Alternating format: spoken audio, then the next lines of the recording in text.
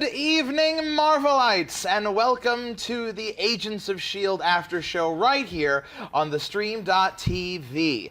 I am your host, Kevin Becker, and joining me, as always, on my left...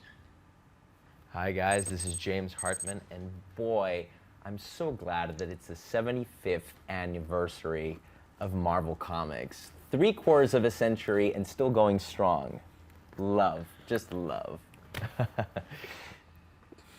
Keyla Teixeira, everybody, what's up? Unbelievable. Hey guys, Mark Cirillo. Nice to see you. Sorry, we're all giggling at James's Miss America pageant speech. He was inspired because there was voting today. So. Just take your time with it. We're off to a really solid start. Forever. Now, before we dig in, one of the joys of this show is that we absolutely love talking to you guys. We think you guys like talking to us, or at least that's what we tell ourselves to fall asleep at night. So, if you would like to, and I think you should, hop on your cell phone telephones, get on the Twitter, the Facebook, Pinterest, I don't know how that works, LinkedIn, and invite people to join the conversation right here, right now on theStream.tv's YouTube channel. We're going to talk about all things Marvel.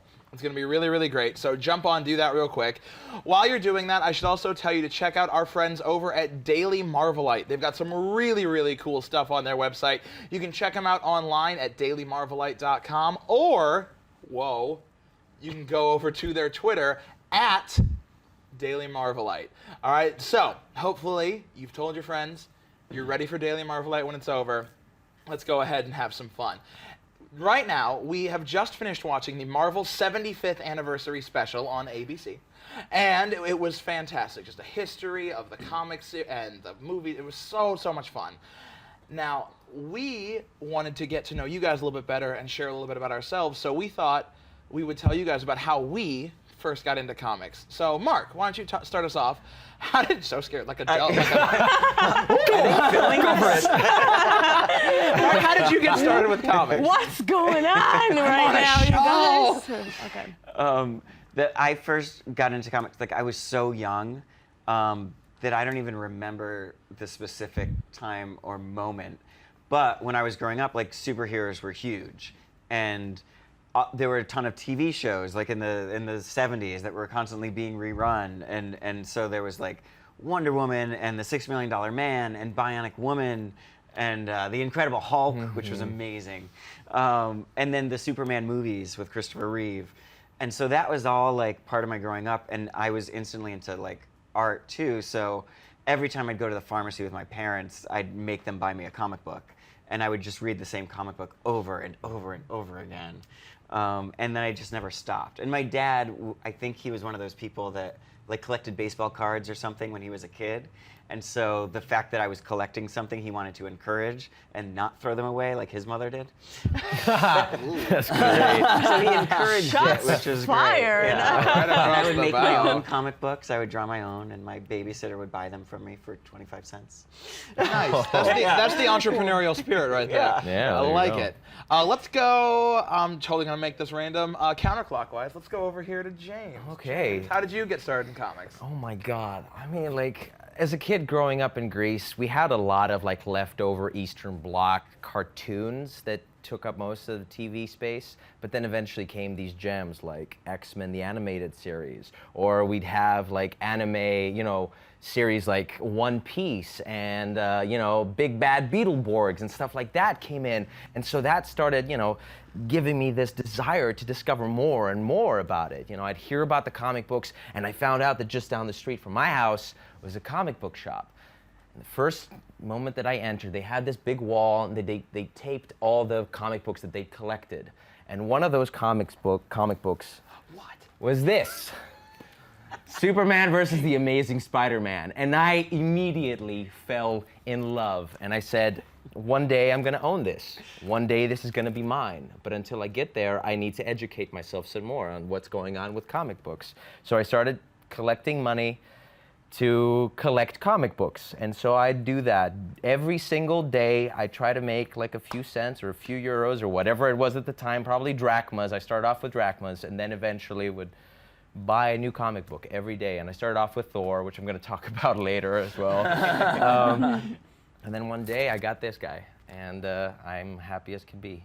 So, you know, I feel blessed. Hashtag blessed. Hashtag it. We are changing our show hashtag to hashtag blessed. It's no longer AOSAS. Wow, when there's no Agents of S.H.I.E.L.D. before us, we get loopy. My history with comic books is actually not as expansive as the other two boys, but like I didn't start reading comics until I first went to San Diego Comic-Con in 2009. My buddies Dylan and Adam and Ben had been before, and they invited me and my buddy Ryan, and the 5 of us hopped on a plane. I think we actually hopped on a plane in Pennsylvania, even though we lived in Ohio, because cheaper rates. And do your research. And we flew out to San Diego, and we all met together, and we went to San Diego Comic-Con, and we're digging through the half-price trades books. Boxes, and they're handing me comics. They're handing me Fell. They're handing me Sandman, and they're like, read these. But the comic that I first devoured in its entirety was Marvel's Runaways, and that was the first one that I picked it up at. Actually, the next year I went to Dragon Con, and I picked that up, and I had read a couple of the big crossover Civil War and things like that had come out. But Runaways, I picked up all of the volumes. I dug through the boxes and found them. And I just read cover to cover, volume 1, straight through the end, and I loved it. And Brian K. Vaughan, Joss Whedon, all these great writers, and they were just fantastic. And that was my gateway to like, well, now I got to go back and read all these other series that just seem so cool. And I also got started with the X-Men and the Spider-Man cartoons. And so after reading through Runaways, I was like, I have to go back. I have to read more X-Men. I have to read Spider-Man. I got to read Captain America, Iron Man. And I'm still catching up 5 years later because I got a late start. But that was how I got started. Kayla, you're up.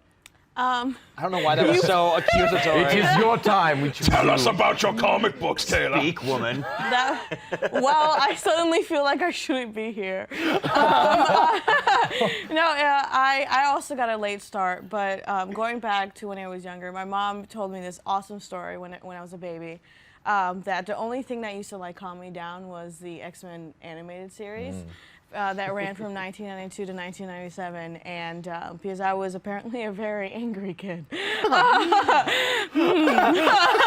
No, but she used to put it on, and I used to put me right to sleep, or during the day, I just used to play with my toys and just like watch and just be like the happiest little baby. But I got a late start into comics. I mean, to put a year on it, I would say like 08, like 09, around the time you did, and I had to play catch up. And I'm still catching up, and I do not know everything in Marvel comic history, and not at all. I don't think all of us have so much more. There's always stuff There's so to learn much to every learn, single and time. that's the best thing about being a Marvel fan. There's so much. This world is so massive, and You can never stop learning. It just never stop learning, and I'm so excited. I'm excited for where it's going too. So. And that's same with DC, by the way, just so you guys know. We love DC as well. We adore it. I don't know. I won't agree with I'm that a huge statement. DC guy too. Oh, okay. I have a statement at the end of the show. This is leading into. But I mean, we want to know what you guys think as well. Yeah. Like, how did you guys get into comics? You can let us know right now in the YouTube chat. Tweet us using hashtag blessed. No. Hashtag AOSAS. Hashtag Marvel Seed or something. Yeah, and let us know, how'd you guys get into comics? Everybody's got a different story, and everybody's story is just wonderful and fascinating, and it's so great to see where this huge community all came from in so many different places. I think that's cool. I love that kind of stuff. Stepping away a little bit from the comic books, let's talk about the movies. Yeah. So we've got so many movies coming out. We're up through 2019. Huge roster of movies. Going on. So where do you guys think it's going to go after this?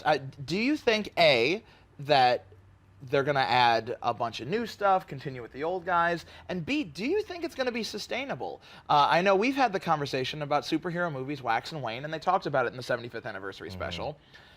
Do you think that these movies are going to keep going strong 6 to 10 to 15 years down the line? Yes. I say yes because they're redoing Civil War. They're redoing Inhumans. So Marvel is upping themselves. They know they have to stay current. They know they have to be on top of their game. So they're catching up, and they're going to keep with these new storylines, with these new comics. You know, they're making sure they have their asses saved. Not to mean a curse a little bit, if ass is a curse. You're the one who does, so that's okay. Assets or assets, same thing. Whatever. No, they're making sure that that they have content to make into films years from now. Boy, do they have content. Yes. Oh my God. And I think the important thing is that they keep working with great people, like great directors and writers and actors. And as long as the quality stays really high, I think that they could sustain it. Yeah. It just gets questionable as to whether superhero movies go in and out of favor, and like the recasting, like if they don't get somebody in contract and like casting somebody the same thing, it's like weird because you get used to the character being one person. When we're talking about this, it's kind of like comic books have been kind of like a seasonal thing. Like they always try to adapt to what's happening at that point in history as well. Just like they were talking about the Second World War, hence like the the rise of Captain America as a superhero around early 2000s. They had the Civil War because it was very topical with what was going on in the world in terms of war, in terms of terrorism, all this kind of stuff. So you have the separate factions, you have bipartisanship and stuff like that. So you create the red and the blue, Republicans, Democrats, that kind of stuff. So they create the comic books to mirror the way that society, political systems work, which is really interesting. So that kind of keeps it fresh. But at the same time, what's really awesome about the movies, the Marvel Cinematic Universe, is the fact that they're not just superhero movies. They're human movies. They're movies with characters that you can relate to, that you can adapt with, and they can adapt to you in the system that is going on at that time. And that's what I think Disney has hit the nail right in the head, and they can keep going with this because they're not just superhero films. They're like epics. Thor has so much Shakespearean glory in it. Captain America has political thriller stuff going on. Iron Man about technology and about the rise of technology and the fear of it and how it can be used against humanity. There's so much going on. So that's the beauty, I think, of the films that won't really go away. Yeah, that's such an important thing that I know that Marvel has talked about, is that they don't make superhero movies. They, Cap 2, Winter Soldier, was a political thriller that happened to star a superhero. Doctor Strange is going to be suspense horror type movie that happens to star a superhero. And because if they came at you with just superhero movies, like we had back in the day when I was growing up with, Tim Burton's Batmans and all of those things that were great. I love those movies, don't get me wrong, but they were superhero movies. Now they're branching out and they're embracing. Movies that happen to have a superhero. Yeah, movies that just, that's it. What if Tom Clancy wrote about a superhero? Oh, Captain America: Winter Soldier. There you go. Yeah. It was cool hearing them talk about in the special though how Stanley was talking about they wrote the comics to what was going on in real life and kind of relates to what you just said. I mean, they're not making these generic kind of super. It's not just a superhero film. It's just it reflects what is.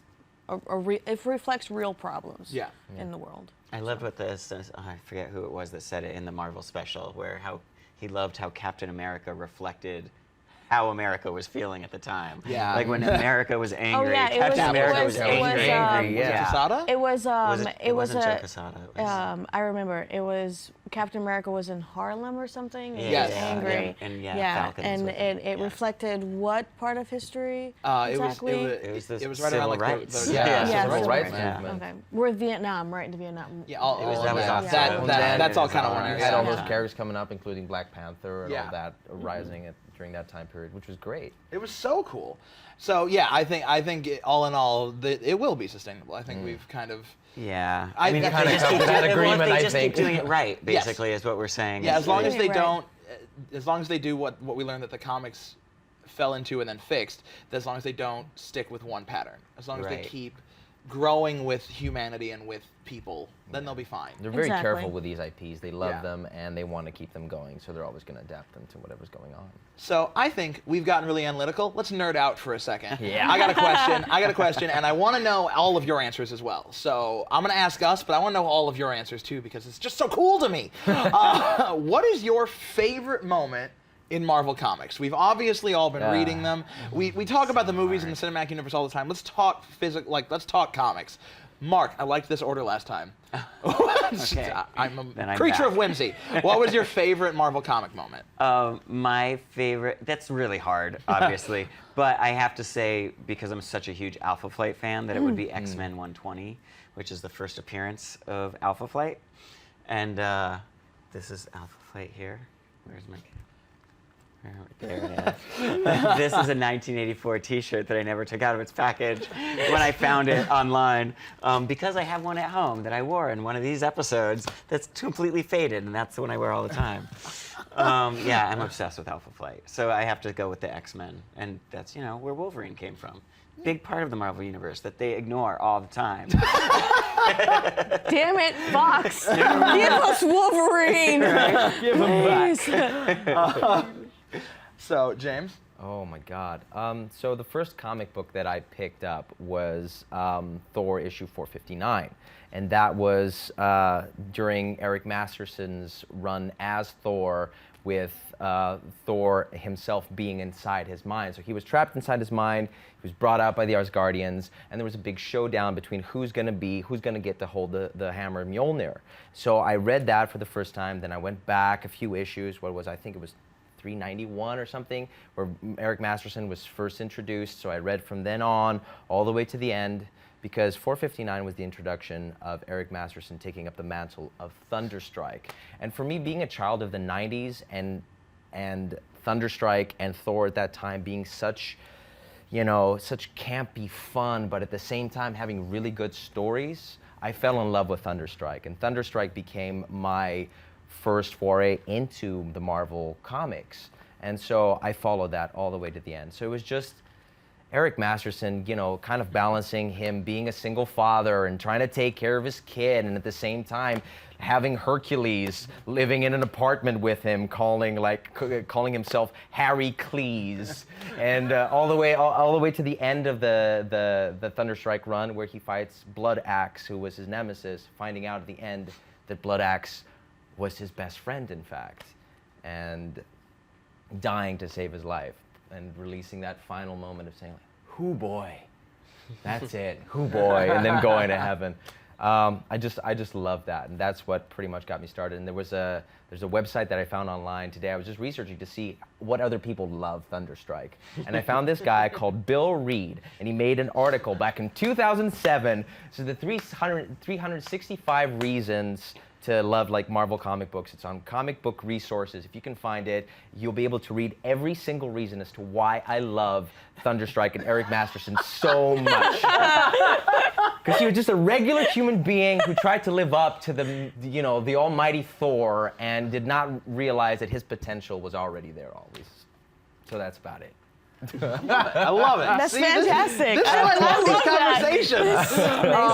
Amazing. Mine's a little weird. There's so many great moments that I love throughout Marvel Comics, but there's one that sticks in my head because when I went back to read original run of Ultimate Spider-Man, still Peter Parker before Miles Morales and before Ultimatum and all that, there's a moment in it that still makes me laugh. It's when Peter goes up against Kingpin for the first time.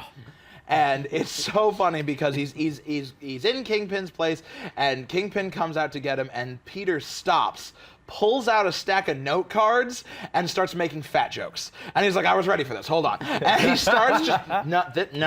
How do you like that one?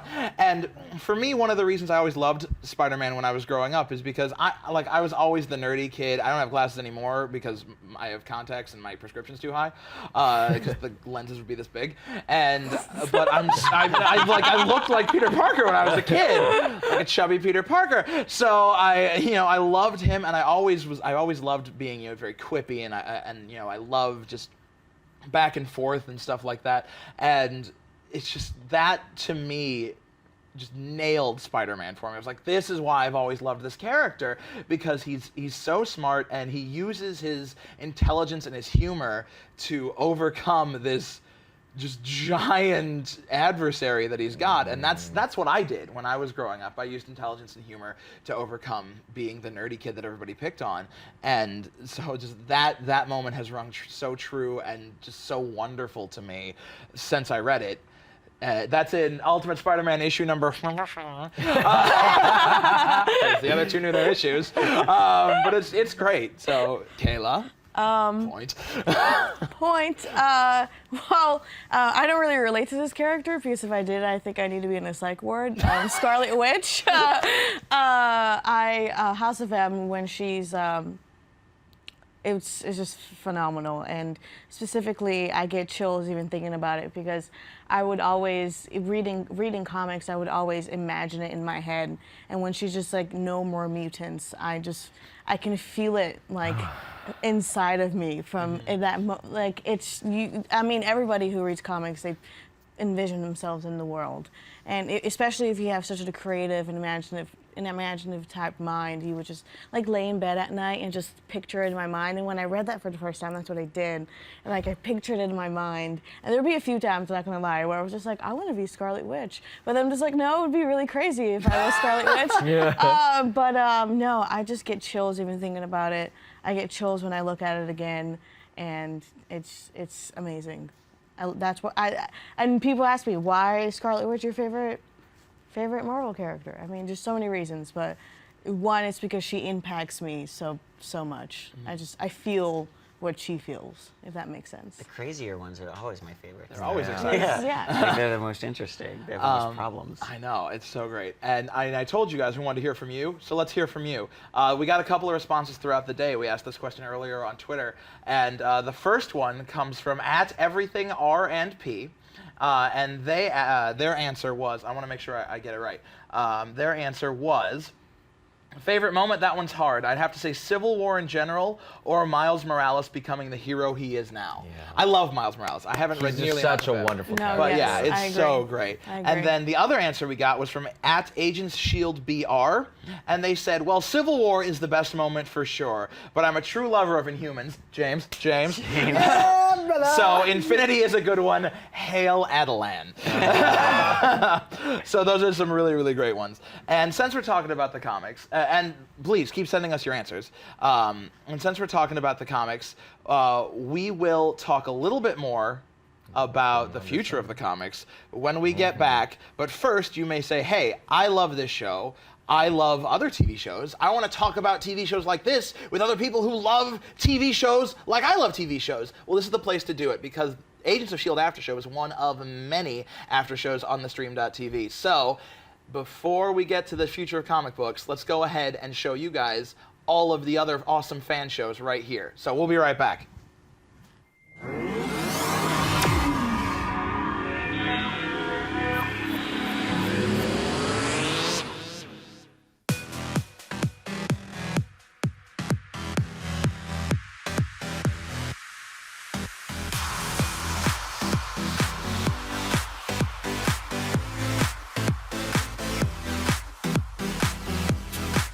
Just in case you missed it live. In case you missed it live. In case you missed it live. In case you missed it live. In case you missed it live, I'm not fake, I'm so real, okay? Hey, who's excited? Woo! She's a little superhero slut because she's so. I just pissed everybody off. She's like such a glamazon. Join the writer team because you are hot. And I loved it. That is like tension beyond belief. I found her to be deliciously out of control. We were all just looked at each other just like, ah! So we can assume that you've written letters to inmates before. Give me the diamonds. I need them for my wife. Take charge and kill everyone. This Holocaust coffin! You were agreeing with me, so I think it was a great point. good. You know, you can't count anything out. Yes, yes. Yes. Oh my God. What's your shoe size? My size. Well, that was pretty awesome. Oh my God. Very cool.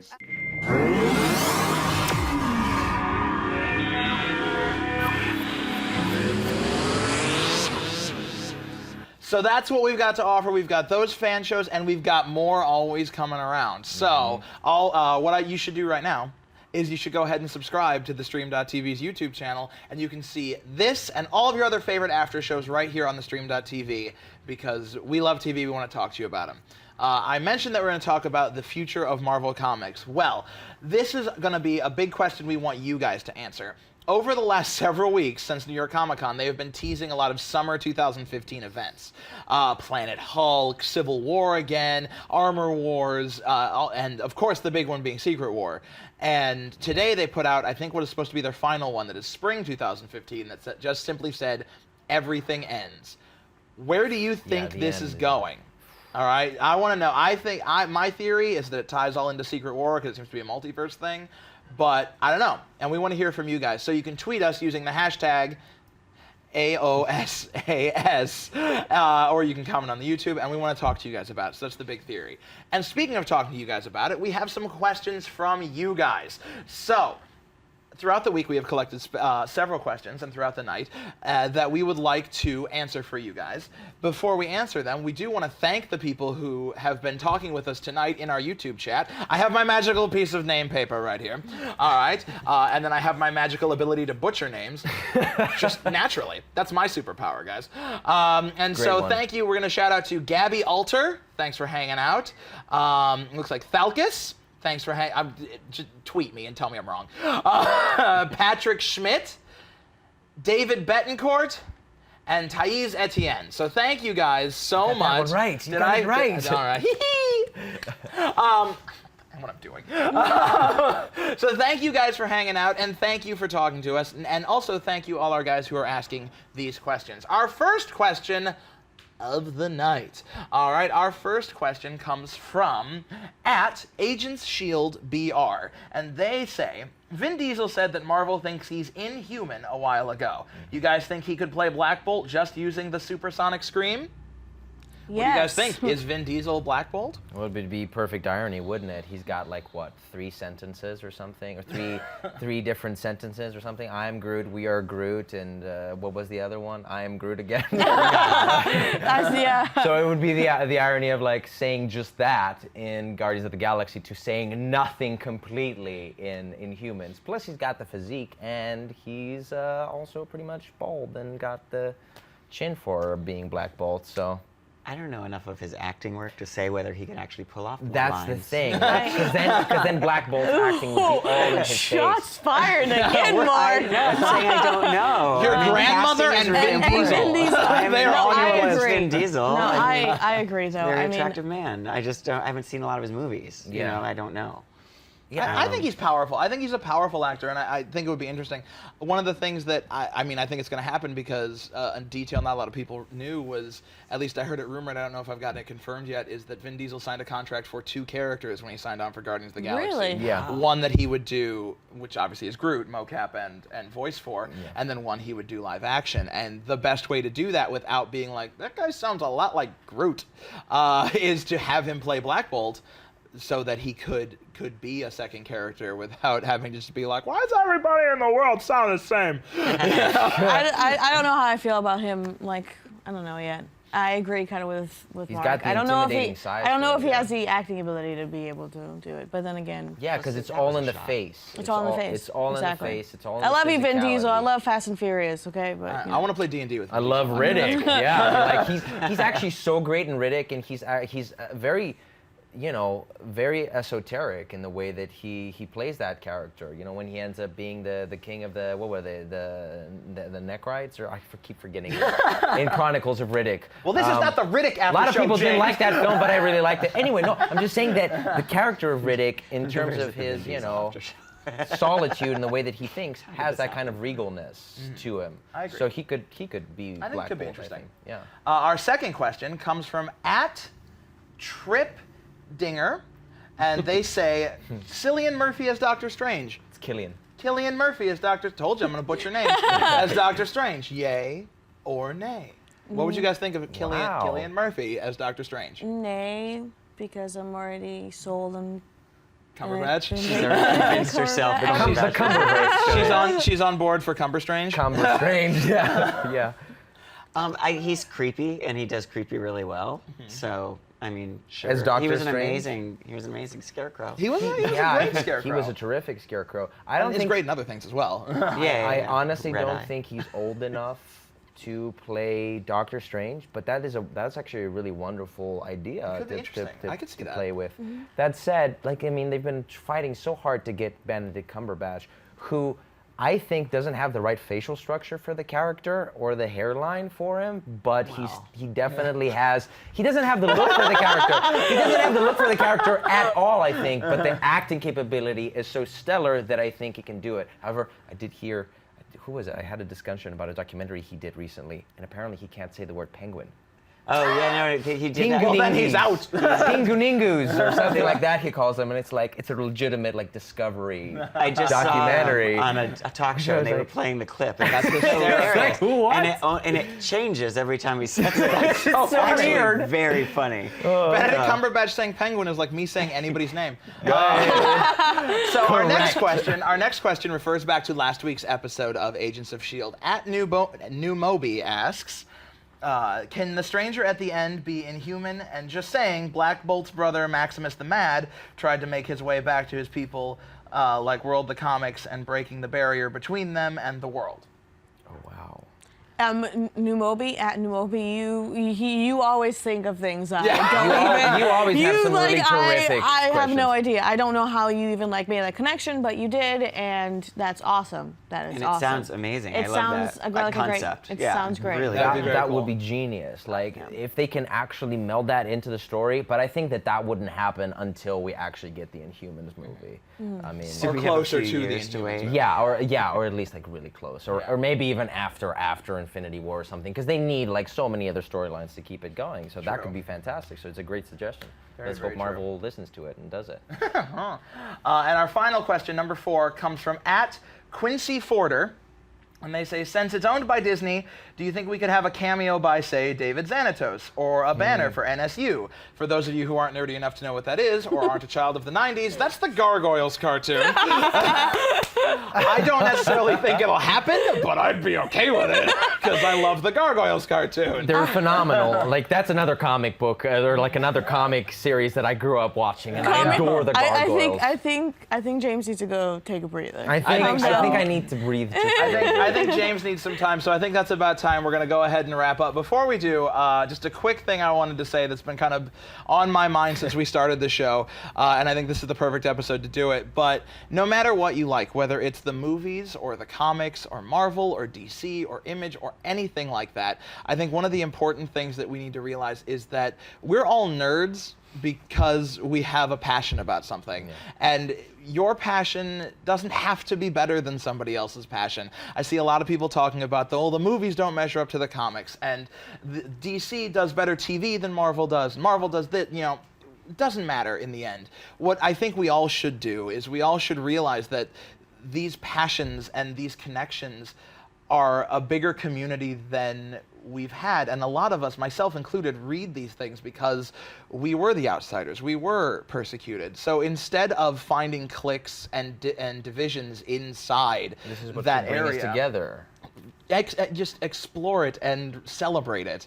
If you like the comics and you have a friend who likes the movies more, give him a comic book to read. If you really love DC, your friend really loves Marvel, hand him some Jeff Johns or something. I guarantee they'll like that. I love Jeff Johns. And so let's not, Civil War is happening, let's not make one in the comic book universe. That's not written by somebody really great.